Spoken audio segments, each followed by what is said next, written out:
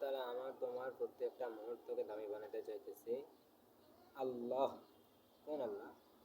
যিনি এই দুনিয়া, সাত আসমান, সাত জমিন, পরকাল, ইহকাল, সর্বজগতের মালিক। উনি আমার তোমার সময়কে গুরুত্বপূর্ণ বানাতে চাইতেছে, কিন্তু তুমি কি করতেছি?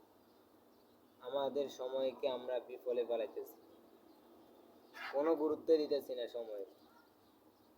কি হবে যখন আল্লাহ তাআলার সামনে দাঁড়াবো না, নিঃশ্বাসটা যাওয়ার পরে কি নিয়ে দাঁড়াবো? আল্লাহ তাআলা যে প্রশ্নগুলা সম্মুখীন হতে হবে, আল্লাহ তাআলা বলবে, বান্দা এই পাপগুলো করছিলি, কেন করছিলি?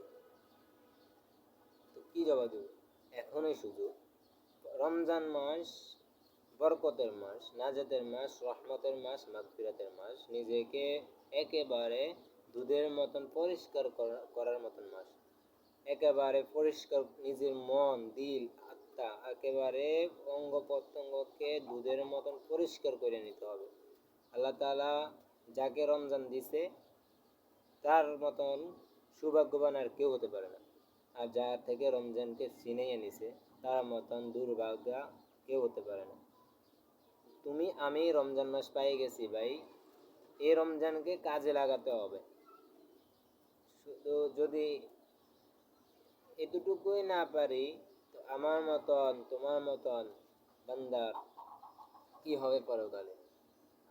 যখন দুই চোখ বন্ধ হয়ে যাব, নিঃশ্বাসটা বন্ধ হয়ে যাব,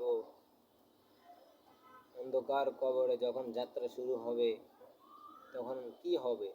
আমার তোমার একবারও কি ভাবছি আমরা কি করব?